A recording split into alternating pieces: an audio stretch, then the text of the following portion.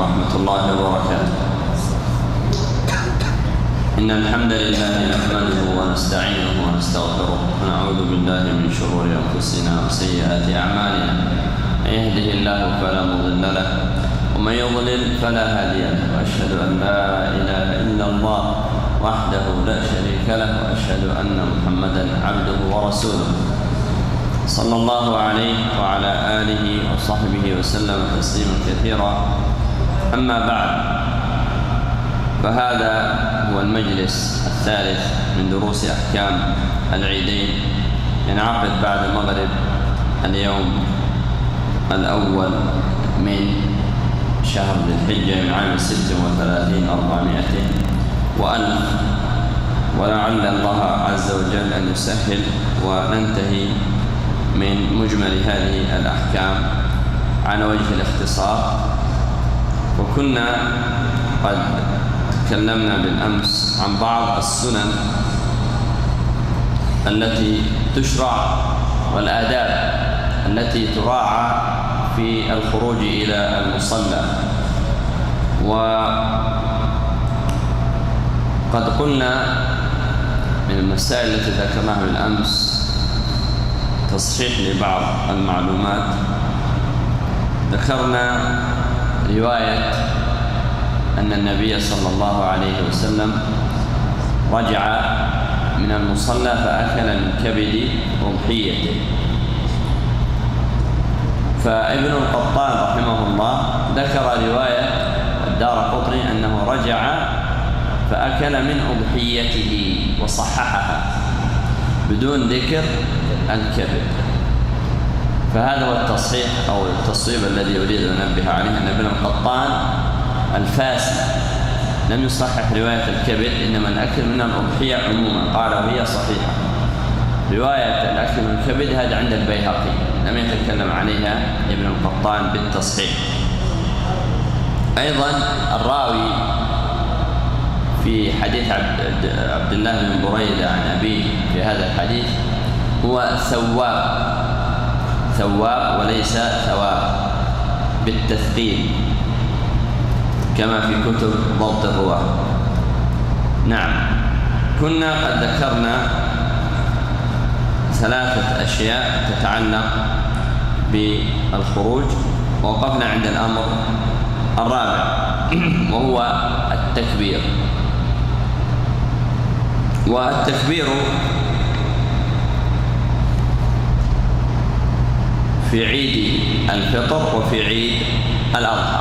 فبالنسبة لعيد الفطر يشرع للمسلمين عندما يخرجون من بيوتهم أو من مساجدهم إلى المصلى أن يشرعوا في التكبير، فيكبروا في طرقاتهم في سياراتهم أو وهم مشاة حتى يصلوا إلى المصلى، فيكبروا إلى أن يخرج الإمام.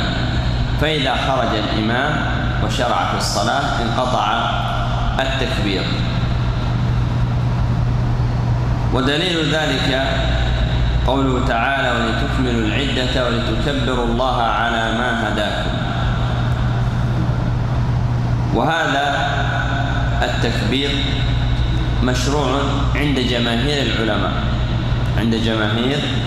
العلماء من السلف والخلف. خالف في ذلك أبو حنيفة رحمه الله، الأحناف خالفوا في هذا فقالوا لا يشرع التكبير في عيد الفطر، والجمهور على أنه مشروع لفهمهم لهذه الآية لتكبروا الله على ما هداكم، يعني بعد أن تنتهوا من شريعة الصيام والعبادات الرمضانية وتحمدوا الله عليها تكبرون. وهذا كما قلت مذهب الجمهور. والجمهور أجمعوا، انتبه للعبارة هذه، من الذي أجمع الآن؟ الجمهور أجمعوا على مشروعية التكبير عند الغدو إلى المصلى، هذا مشروع باتفاقهم.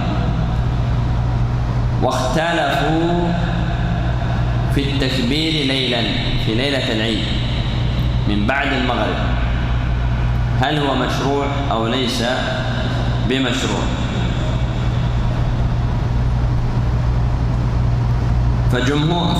دعونا نقول جمهور الجمهور أو الجمهور من الجمهور، الأكثر من الجمهور من الذين قالوا بالمشروعية قالوا إنه لا يشرع في الليل، قالوا لا يشرع.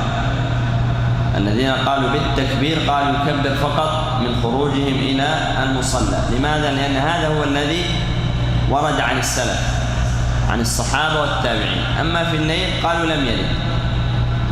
لكن الشافعي كذلك الإمام أحمد استدلوا بالآية التي تلوتها عليكم قبل قليل، ولتكبروا الله على ما هداكم.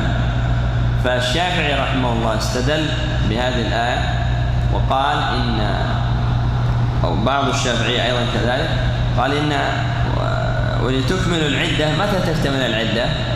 مع غروب الشمس. إذا غربت الشمس آخر يوم من رمضان اكتملت العدة.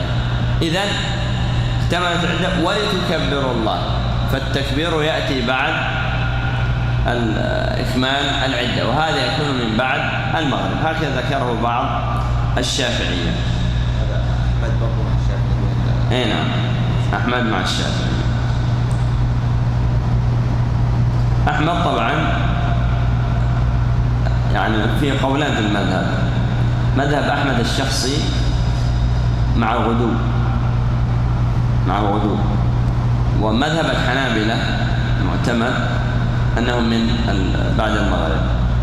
قد يكون عن أحمد في هذا رواية، لكن هو له قول مشهور عنه بأن هذا هو فعل الصحابة، ولذلك ابن المنذر رحمه الله كان يؤيد القول بأنه مع الغدو إلى المصلى.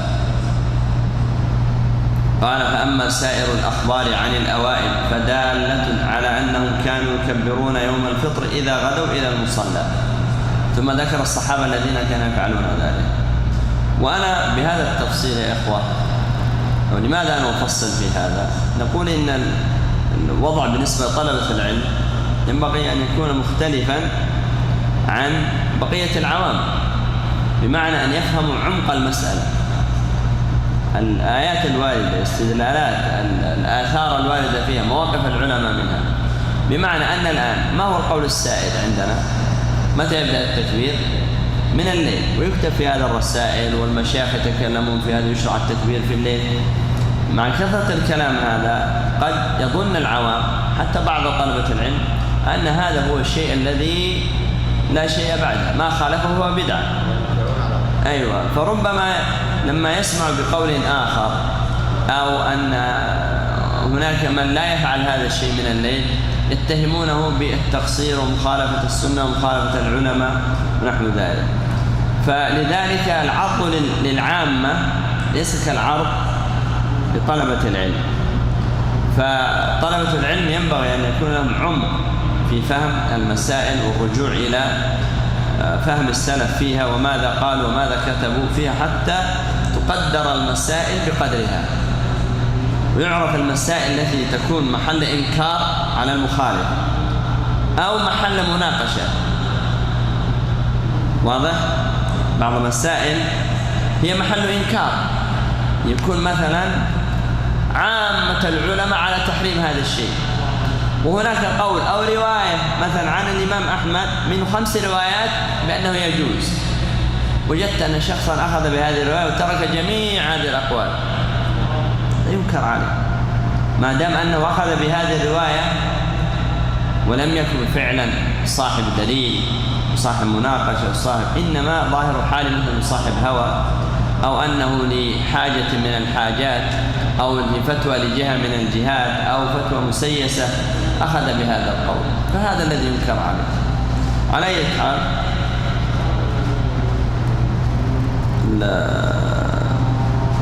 بالنسبة لظاهر عمل السلف هو التكبير في الغدو إلى المصلى. ولذلك قلت لكم في التكبير بقول الجمهور، اختلفوا يا أخوان، تعالوا هنا. في التكبير قلنا لكم الجمهور الذين قالوا به أكثرهم أو اتفقوا على الغلو، هذا لا خلاف بينهم. إذن هذا الذي ينبغي أن يدعى إليه أكثر، لأن هذا محل اتفاق. محل الخلاف هل هذا يبدأ من بعد المغرب أو لا؟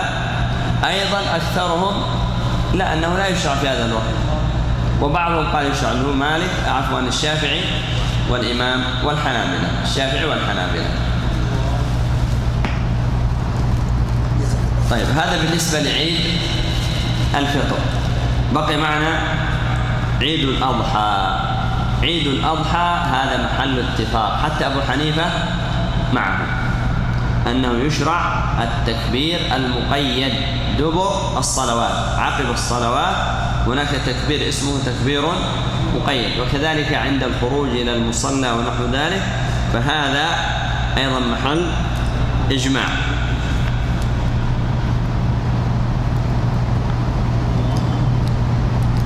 وقد اختلف في ابتدائه وانتهائه، يعني متى يبدأ التكبير المقيد ومتى ينتهي. فابن تيمية رحمه الله تعالى يقول أصح الأقوال في التكبير الذي عليه الجمهور، جمهور السلف والفقهاء من الصحابة والأئمة، أنه يكبر من فجر يوم عرفة إلى آخر أيام التشريق عقب كل صلاة، ويشرع لكل أحد أن يجهر بالتكبير عند الخروج إلى العيد، وهذا باتفاق الأئمة الأربعة. إذن عند الخروج، اكتبها ملخصا، عند الخروج وعقب الصلوات الخمس، هذا يقول رحمه الله تعالى باتفاق الأئمة الأربعة. قال ويبدأ متى الذي عليه الجمهور؟ متى يبدأ؟ من بعد فجر يوم عرفة إلى آخر أيام التشريق. لكن قوله هنا وهذا باتفاق الأئمة الأربعة يعود على آخر جملة، وهي الجهر بالتكبير عند الخروج إلى العيد. فعندنا كم مسألة ذكرها المؤلف أو ابن تيمية؟ مسألتان، ابتداء والانتهاء، هذا محل خلاف. لكن الذي عليه الجمهور من فجر عرفة إلى آخر العصر من آخر أيام التشريق اللي هو يوم 13 يوم 13.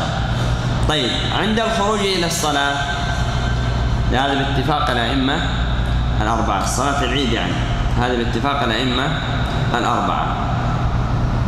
وفي الباب أحاديث مرفوعة لا يصح منها شيء عن الرسول صلى الله عليه وسلم. إذن الثابت في هذا الباب هو عمن؟ عن الصحابة وعن التابعين.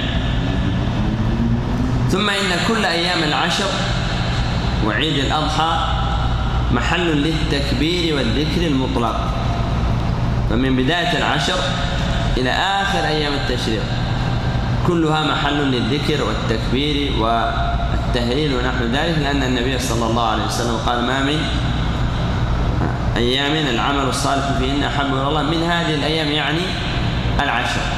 وقال في يوم العيد وبعده أيام منى أيام ذكر وأكل وشرب. والله عز وجل يقول واذكروا الله في أيام معدودات، وفسرت بأيام التشريق، وبعضهم فسرها بالعشر جميعا، وهي أقرب إلى أيام التشريق. السلامة لا، العام بالنسبة للآية هي الخطاب للحجاج بالأصالة، لكن كما ذكرت في الحديث هذا حديث ابن عباس يشمل الجميع.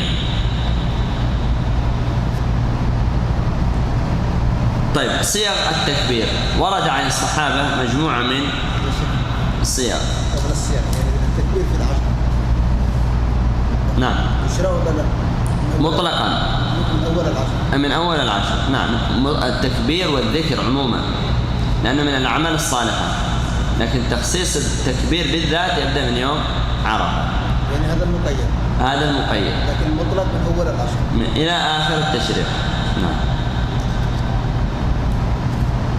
الصيغة الأولى الله أكبر الله أكبر لا إله إلا الله والله أكبر الله أكبر ولله الحمد، هذا وارد عن ابن مسعود عند ابن أبي شيبة. الله أكبر الله أكبر الله أكبر ثلاثة، ولله الحمد الله أكبر وأجل، الله أكبر على ما هدانا. وهذا عن ابن عباس عند البيهقي.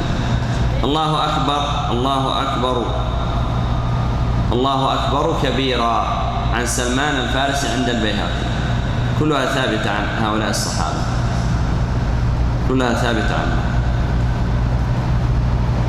الخامس التبكير في الخروج إلى الصلاة، يعني إلى صلاة العيد، وذلك بأن يخرج من بعد صلاة الفجر مباشرة، وهذا يقتضي أن يكون قد تجمل وتطيب واغتسل من قبل الصلاة مسارعة في الخير ولينال أجر الانتظار، ولينال أجر الانتظار، فإنه ما دام في مصلاه ينتظر الصلاة فإن الملائكة تصلي عليه تدعو له اللهم اغفر له اللهم ارحمه.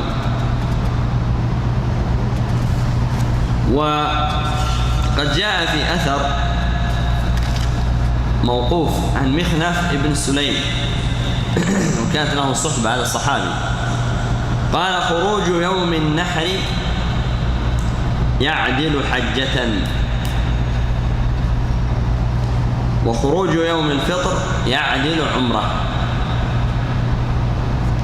يعني الخروج في يوم النحر للصلاة يعدل حجة، والخروج إلى عيد الفطر إلى الصلاة في عيد الفطر يعدل عمرة. وهذا عند عبد الرزاق، نعم، موقوف مخنف ابن سليم، رواه عبد الرزاق في مصنفه، ومن طريقه رواه الإمام أحمد في علل ابنه عبد الله من طريق معتمر ابن سليمان عن أبيه عن مخنف به. وهذا الإسناد فيه ضعف، هذا الإسناد فيه ضعف يسير من حيث ثقة الرجال لا بأس بهم، لكن سليمان بن طرخان التيمي والد معتمر عنده إرسال، يعني يروي عمن لم يسمع منه أو عمن لم يدركه، وهو لم يذكر سماعا هنا ولا يعرف له سماع، ولذلك يخشى من تدليسه وإرساله هنا، وهذا ضعف يسير وموقوف، ومثله لا يقال بالرأي، فلا بأس من إراده والاستفادة منه.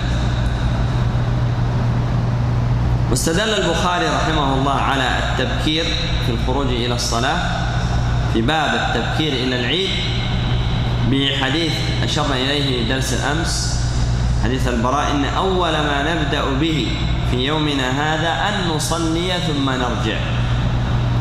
أول ما نبدأ به في يومنا هذا أن نصلي ثم نرجع، وقول أول ما نبدأ أن نصلي معناته فيه الحظ على الصلاة. قال الحافظ ابن حجر هو دال على أنه لا ينبغي الاشتغال في يوم العيد بشيء غير التأهب للصلاة والخروج إليها، ومن لازمه أن لا يفعل قبلها شيء غيرها، فاقتضى ذلك التبكير إليها. يعني عندما أنت تتفق مع شخص تقول غدا أول شيء نسوي كذا كذا، معناته ما قبل ذلك لا تنشغل بالشيء، تنشغل بما يجهزك وتتأهب به لهذا الموعد. فإذا ما كان استعدادا للصلاة فهو من أجل الصلاة، فهو في حكمها. وفي الباب أيضا أحاديث السادس هو المشي إلى المصلى، بمعنى أن يذهب الإنسان ماشيا لا راكبا، وهذا هو الأفضل، وهذا هو الأفضل عند التيسر. فإذا لم يكن هناك مشقة والمكان بعيد، لم يكن إذا كان هناك يسر ولم يكن هناك مشقة ولم يكن مكانه بعيدا، فالأولى هو الذهاب ماشيا. وفي ذلك أحاديث عن الرسول صلى الله عليه وسلم لا يصح منها شيء على انفرادها، وبعض أهل العلم حسنها بمجموعها، مثل حديث أبي إسحاق عن الحارث عن علي رضي الله عنه قال من السنة أن تخرج إلى العيد ماشيا وأن تأكل شيئا قبل أن تخرج. والصحابي إذا قال من السنة فقصده به بذلك سنة النبي عليه الصلاة والسلام، وهذا من المرفوع حكما.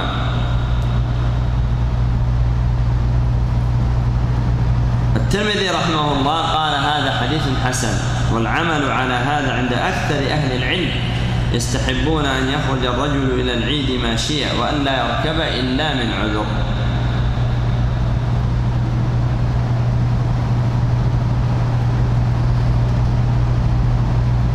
السابع مخالفة الطريق في الذهاب إلى الصلاة والرجوع منه، وذلك لما رواه البخاري حديث جابر قال كان النبي صلى الله عليه وسلم إذا كان يوم عيد خالف الطريق، يعني يذهب من طريق يعود من طريق آخر. وهذا حكى عليه ابن رشد الإجماع أنه يستحب. وأما ما هي الحكمة من ذلك؟ لماذا النبي صلى الله عليه وسلم يخالف في طريقه ذهابا وإيابا؟ فقد اختلف في هذا على أقوال شتى، جمعها الحافظ بن حجر في أكثر أو في حدود 20 قولا، يقول اجتمع لي منها أكثر من 20 قولا، من 20. والحافظ مشغوف بهذا بجمع الأقوال. مثلا الساعة التي في يوم الجمعة جمع فيها أقوال كثيرة، ليلة القدر جمع فيها أكثر من 40 قولا، وشهر رمضان 30 يوم جمع فيها 40 قولا. فهو يستقصي رحمه الله ويجمع جمعا يعني جيدا. وهذه الأشياء التي جمعها لو تتبع الإنسان هذه الأشياء وأخرجها في بحوث يمكن أن يستفيد منها الناس، لأن هذا فيه تقريب لهم. طبعا القاضي عبد الوهاب المالكي له كتاب المعونة على مذهب عالم المدينة، يقول قد ذكر فيه فوائد أكثرها دعاوى فارغة، أكثرها دعاوى فارغة وليس إلا للاقتداء فقط. يقول هذا الذي نعقله، ما دامت النبي عليه الصلاة والسلام خالف الطريق نحن نفعل مثله. ويتأيد هذا بأنه لم يثبت عنه عليه الصلاة والسلام أنه خالف في الطريق إلى أي صلاة من الصلوات إلا صلاة العيد. نعم خالف في الحج، كان يدخل من أعلاها أعلى مكة ويخرج من أسفلها، لكن هذا بعض العلماء علله بأن هذا أيسر له، أيسر لدخوله وأيسر لخروجه. ولم يثبت عنه أنه استطرد في هذا. لذلك بعض الفقهاء لما حاول يبحث عن العلة ما توقف عند هذا الحد، لا بل سحبها على غيرها من العبادات أو الصلوات. يعني قال مثلا بعضهم بأنه مثلا يشهد له هذه المواطن هذه الطرقات، كل ما مر بمكان يشهد له، وبناء عليه كلما تذهب إلى صلاة الجمعة غير الطريق، تذهب من طريق وتعود من طريق، وبعدين والصلوات الخمس مثلها، وبعدين زيارة القريب أو الصديق مثلها، فصارت المسألة ما حدها مثلا أين ستتوقف، وهذا غلط. وعندنا قاعدة أن ما وجد سبب في عهد النبي صلى الله عليه وسلم ولم يمنعه منه مانع ولم يفعله فالسنة تركه.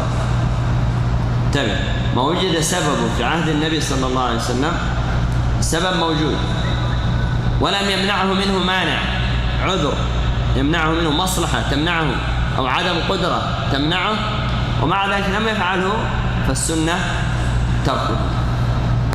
النبي عليه الصلاة والسلام مثلا هم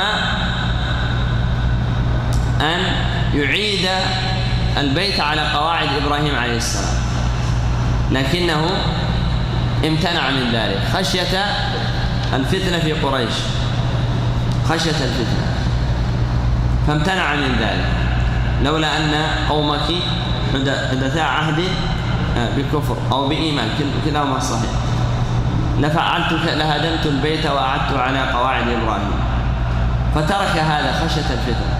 إذن هناك ما منع، ولذلك ابن الزبير رحمه الله أخذ بهذا، قال الآن ليس هناك فتنة، وأعاد البيت مرة أخرى على أصول إبراهيم. لما جاء بنو أمية أرادوا أن يعيدوها على عهد النبي صلى الله عليه وسلم، وقال لهم الإمام مالك: لا تدعوا بيت الله ألعوبة في أيدي الملوك، خلاص أقفلوا الباب هذا. فوقفوا، ومن ذاك العهد إلى الآن الحمد لله والبيت كما هو، وفيه فسحة للمسلمين. طيب، ثامنا إخراج النساء والصبيان إلى المصلى، لحديث أم عطية الذي سبق معنا في أدلة حكم صلاة العيد. وهذا مقيد بخروجهن بلا تزين أو تبرج أو تطيب، مع أمن الفتنة بهن وعليهن. ولذلك شدد الحنفية في خروجهن لتغير الزمان ووجود الفتنة. الأحناف لهم كلام شديد في خروج النساء إلى الصلوات، ليس إلى الأسواق وغيرها، إلى الصلوات. فأجمعوا على عدم خروج الشابات إلى أي صلاة، ما في خروج. إذا كنا شابات ما تخرج إلى أي صلاة. واختلفوا في العجائز، فبعد أن اتفقوا أن العجوز يجوز لها أن تشهد حنفية، نعم،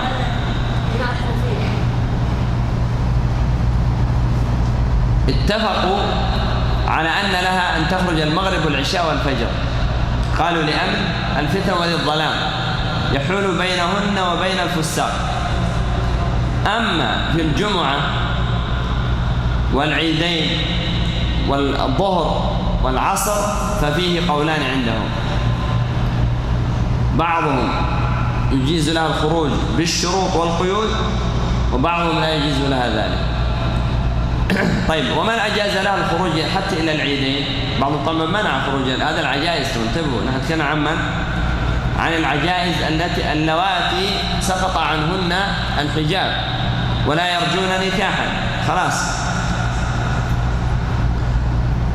قالوا إنما أجزنا لهم الخروج إلى الأعياد ونحوها في النهار. قالوا لأمن الفتنة. كيف؟